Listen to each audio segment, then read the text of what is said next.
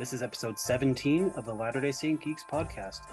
I'm Spencer, and in this episode, I'm joined by Ben, one of our guest geeks, to discuss the future of Star Wars based on what Disney has announced.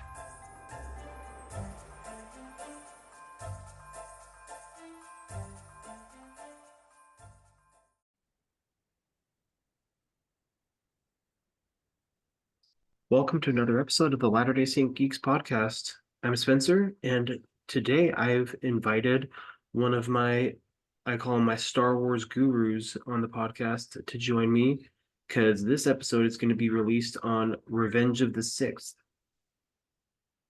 So this is, I've got Ben with me, back from my YSA days. So go ahead and introduce yourself, Ben.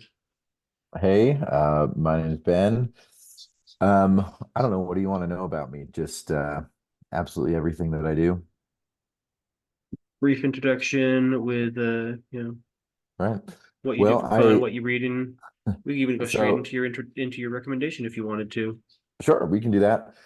So a little bit about me. I teach freshman English at the high school level. It's a wonderful experience. Bless your heart. I yeah, it's never a dull moment. Let's just say that. Um, but I love to read, um, write, although I haven't had a lot of time to do that in a long time. Board games, that kind of thing. And of And course, Star Wars. obviously Star Wars. I mean, that's a given, right? I read Star Wars, I play Star Wars games. So That was like yeah, one of the things I knew about you almost immediately in when we were in, because we were in two YSA boards together, and that's one of I swear the first things I knew about you was Star Wars. yep, it's not necessarily a hidden fact about me. In my classroom, I've got like Star Wars posters on the wall, and Yep. they come in, they're like, "What is that?" And they have to die a little bit inside. But Yeah. Well, and people won't be seeing the Zoom conversation that we're having as we record this, Mhm. but they should know that your background is Star Wars themed. I can't quite place where it's from. Yes, I'm in the Yavin 4 control room, control center. Okay. I knew it looked familiar, but I couldn't remember exactly where it was. So, Yeah, that's my go-to background for Zoom calls. So it, and I mean, we've actually had you on the blog a number of times with Star Wars reviews, which I always mhm. appreciate. So, Yeah, it's always a pleasure. anyone that's read some of our Star Wars posts has probably come across your stuff in the past. Yeah, it's cool. Well, let's do our recommendations and then we'll go into why I invited one of my most knowledgeable Star Wars friends onto the podcast. I'll try not to disappoint. Uh, or at least most enthusiastic Star Wars fans. How There about, we go. can you, okay.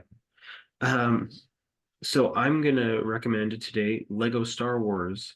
My daughter got to earned with her chore chart, her little stickers, a chance at video games, and she's 4. She does not understand the mechanics of any video game yet or the concept of a joystick, but we still played through an episode or a level of the Phantom Menace on Lego Star Wars. And I don't care what system you're playing it on or what, really any Lego game is just a gem.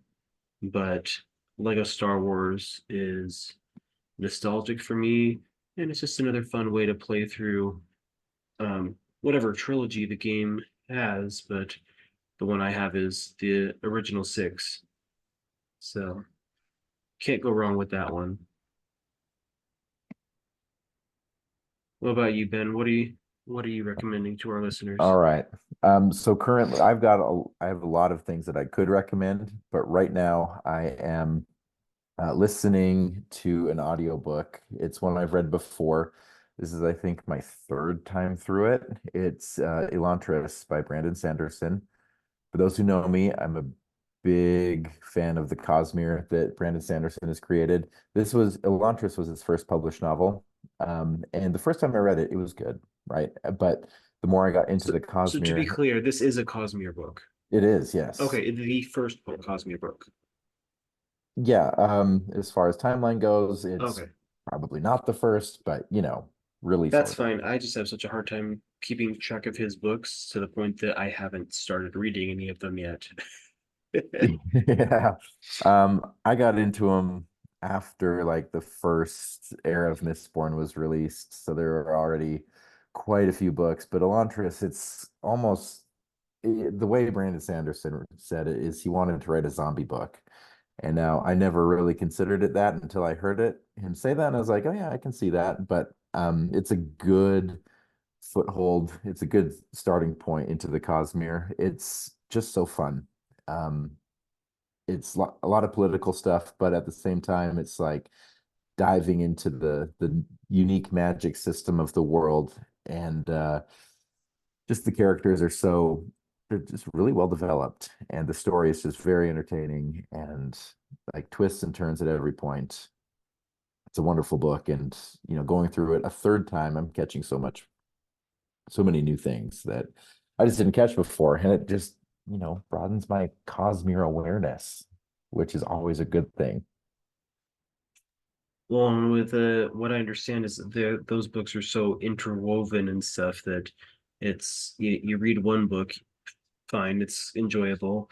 You read all the books and it's like, oh my gosh, it's this person, or oh, this connects to that, and Hmm. it's world building in the most I don't know how else to describe it. It's like he's built a world.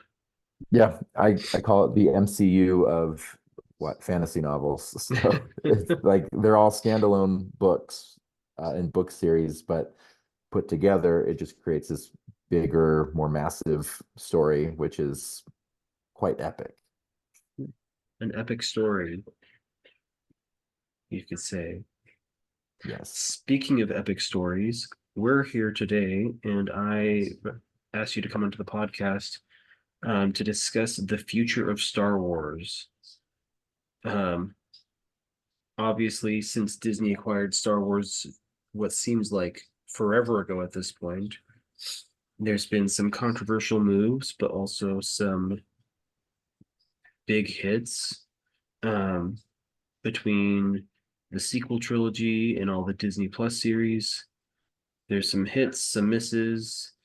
I mean, we're not going to trash any of the shows or movies, and we're not going to, say that you have to think one way or the other on anything, because that's my biggest pet peeve with it all is that instead of having a debate on whether something's good or not, we end up having just trashing the people that like it. So we're not about that here, and that's another reason I like having you on here.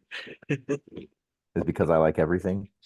Well, yes, that, but also you're not the type of person to trash a person even if they like something different than you. I do my So, best. I think a good place to start is Acolyte, which when this podcast episode releases, it'll be 1 month until Acolyte premieres, June 4th, if I wrote that date down correctly. So yes. So, what do we need to know about Acolyte going in? Well, it takes place a few hundred years before the prequels. It takes place in the High Republic era. There are a lot. I don't remember how many, but there's a bunch of new books been released set in the High Republic era. Okay. And based on the cover art, at least, I haven't read those new era, Mhm. those new books. They're on my list, but I have to reread Sanderson for the third time, so Well, and I'm guessing your Star Wars list is perpetually ever growing as well, just like your Sanderson list it doesn't stop. doesn't stop. Yes, yeah. But anyway, based on the cover art, it looks like some of those same characters are going to be in the show. Um, Okay. and it looks like also that it's going to take place from the point of view of I'm not sure. It's probably like some sort of Sith apprentice or somebody growing into the dark side. And so it seems like it's going to be a unique take on Star Wars rather than from light side heroes got to fight the darkness type of thing. It's more of a um, somebody's trip down the dark side. So I think one of the things I'm just looking forward to with Acolyte is just that, like you said, with the it's not going to necessarily be a Jedi centric story. Like the protagonist, whether the protagonist is actually a good guy or a bad guy, it looks like it's going to be a Sith, but the main character is going to be at the very least morally gray. Yeah. So it's going to be interesting. It's definitely a different take on Star Wars. Yeah, I'm looking forward to it. I don't know a lot about it other than what the trailer said and showed. Um, but if it does go down that, dark side route, I think it has a lot of potential for some good stuff. One of my favorite of the prequels is Revenge of the Sith. And I mean, spoilers, Anakin goes bad, right? It was an interesting, we all knew it was going to happen, but at the same time, the way they showed it and the way they made it work, um, it was it was different than all the other Star Wars. And I hope this one is kind of like that. And I hope that if it is a bad guy, that they don't necessarily have a redemption arc, at Oh least not soon. gosh, no. I was literally just thinking that like let's not do a redemption arc. Let's make like a tragic story. Yeah, I'm down with that. Because like I know we're both Doctor Who fans as well. Did you see the Mhm. 60th anniversary specials? No, it's on my list of things to watch. I've got students who have been talking Okay. about it. I'm like, I won't spoil anything for you then necessarily, but I'll just say that sometimes a tragic ending is a good ending, mhm. at least as far as the writing goes. It might break your heart, but at least you know you have one. At least you know you still have a heart. Whereas if you always have to redeem people or redeem this and have a happy ending, I don't know, kind of feels like it's for kids then to some extent. Yeah, I mean, real life, right? It's not always a happy ending. People don't always get redeemed. And while human nature is to enjoy and like those redemption arcs, there's also that aspect that, it's not always how it goes. And Yeah. it does get you thinking. And, you can do a pulse check on that. Make sure you're alive still. Speaking of redemption, though, that's a probably as good a segue as any to talking about the Mandalorian and Grogu movie, or it's just the Grogu movie for me, you know. Yeah. As I'm guessing it is for many people. Um, I don't know about you, but I enjoyed the second and third seasons of Mandalorian more than the first. So at least the first viewing. So I'm curious to see where they go from here because season three seemed to wrap things up pretty nicely as far as happy endings go. So Right. That's the one where they ended on in their vacation home. pretty much, yeah. Yeah.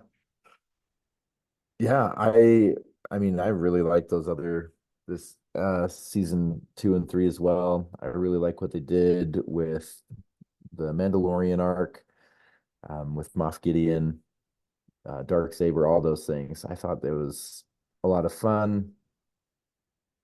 And honestly, I'm not sure where they would go with it at this point, except, Grogu's still around, and so we got to figure out what's up with this little guy.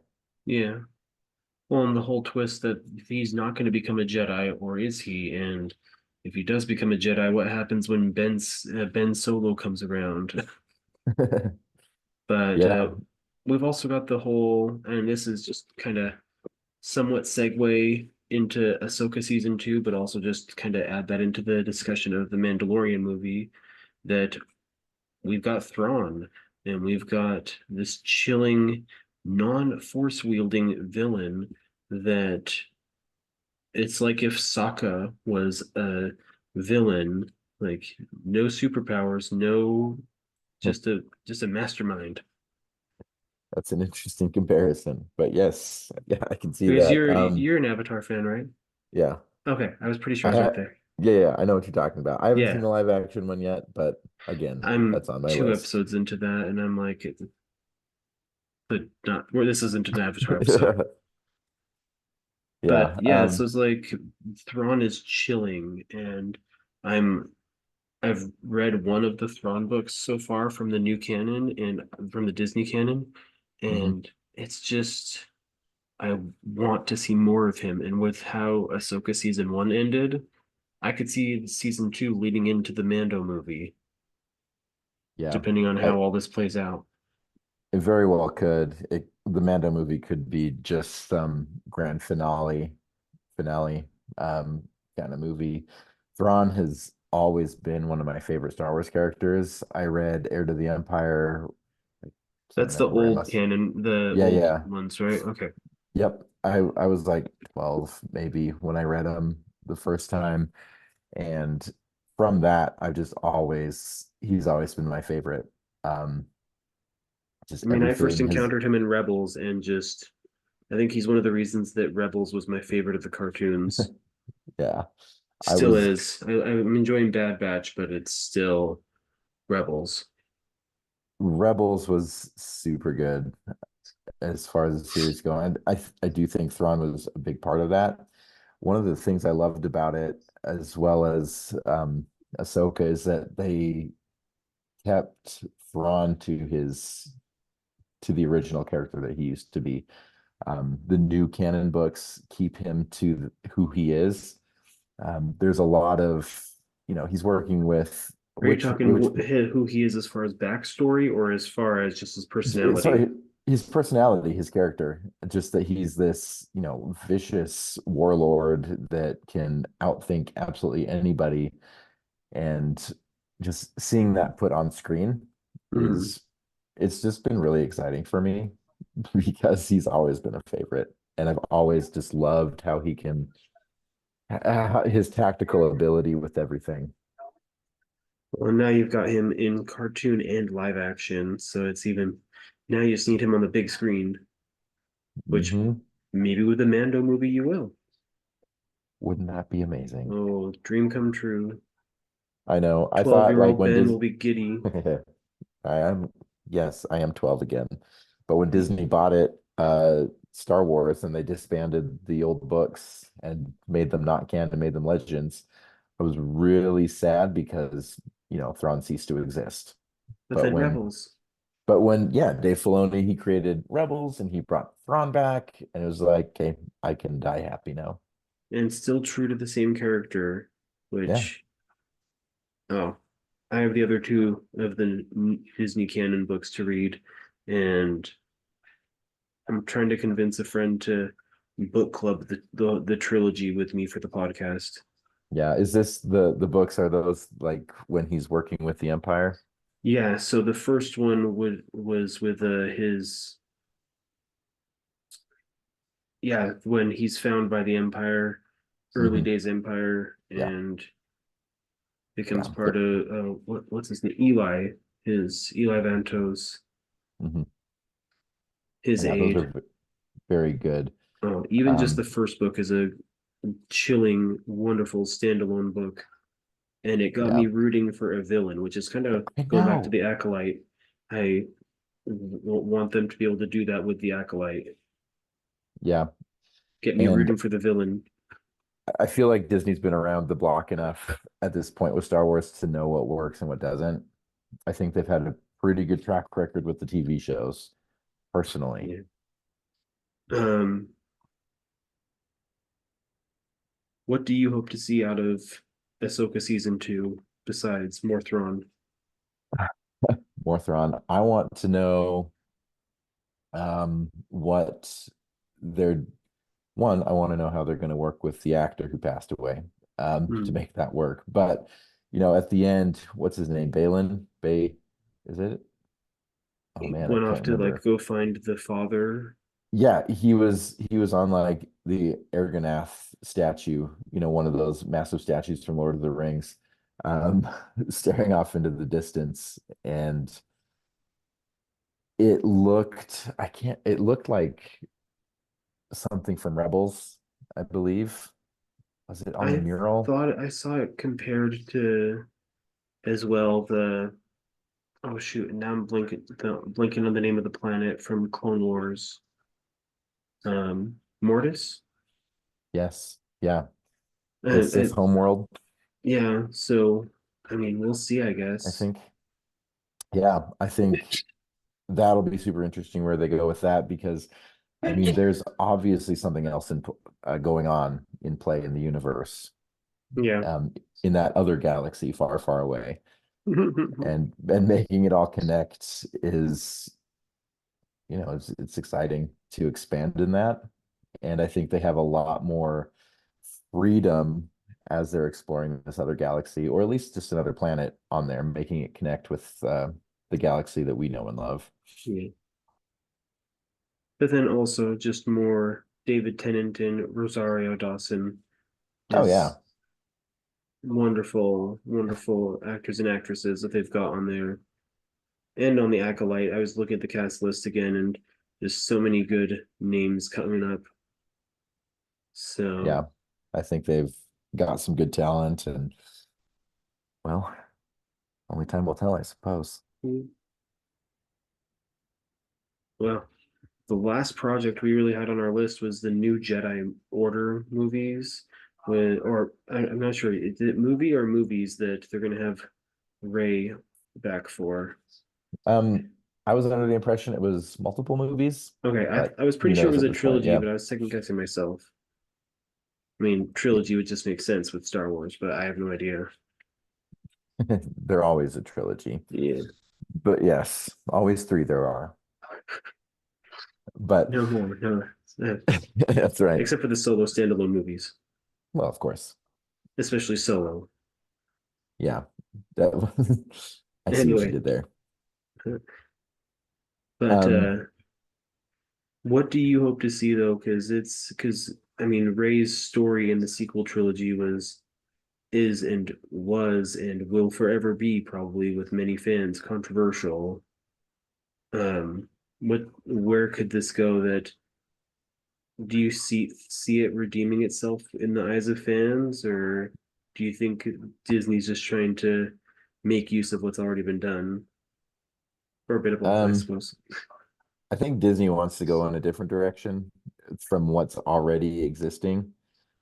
And at the same time, I could see it becoming the whole, um, like in the old canon, Luke Skywalker's got his Jedi Academy on Yavin 4, right? He's training a new line of Jedi. I think this could almost mirror that in some ways. Just with Obviously, there Ray would be, instead of Luke?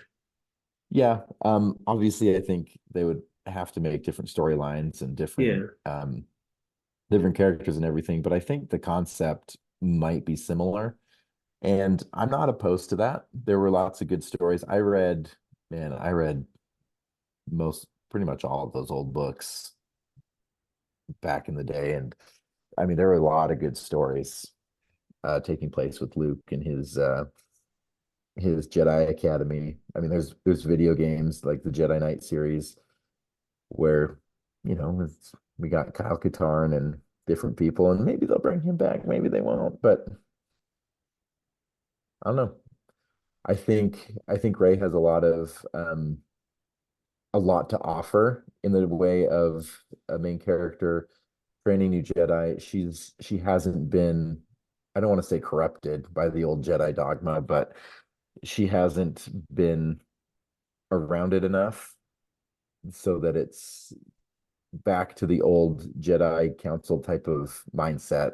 That it'll be a new approach for her. Maybe take it back to peacekeepers instead of warriors, that kind of thing. you mean can be a Jedi and not be on not have the whole Jedi Council politics? Insane, I know. Yeah, no, But it's again, it's hard to know until we see it, but there are so many possibilities with that. And what we're seeing with like Ahsoka with the new potential bad guy appearing in that other galaxy, um, perhaps that's something that will filter over into this new Ray series. And that'd be kind of cool. I think it would be super cool.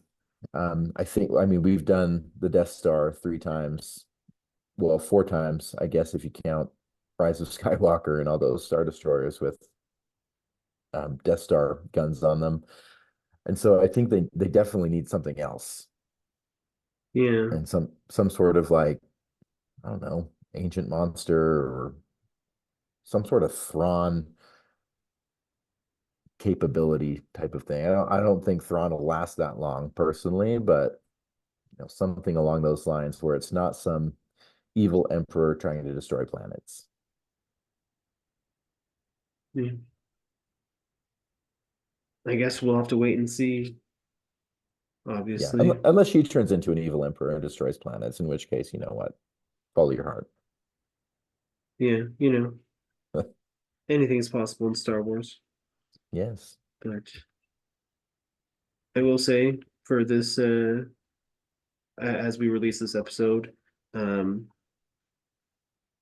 we're gonna avoid angry comments because we know anger leads to no, Anger leads fear to leads to hate. anger, Oh, anger yes, leads, yes. gosh, because we Fear know leads that to anger. fear Anger leads to leads to anger, hate. and anger leads to hate, and hate leads to suffering, and life has enough suffering without causing more of it ourselves. Indeed. Any other final thoughts for you? I don't know. Star Wars is awesome. And it's Star Wars is life. There you go. Yeah. Yeah. And I think just simply said, may the force be with you. May the force be with you.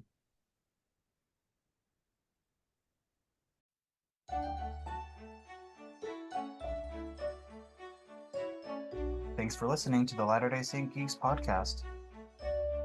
Intro and outro music was provided by David Schradell. You can follow us on most social media platforms, including Facebook and Instagram. You can follow the podcast on Apple Podcasts, Spotify, and YouTube.